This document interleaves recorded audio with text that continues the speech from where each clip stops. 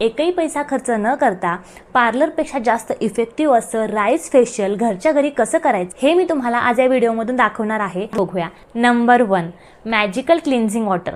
आता हे जे वॉटर आहे ते बनवण्यासाठी आपल्याला एक बाउल लागणार आहे.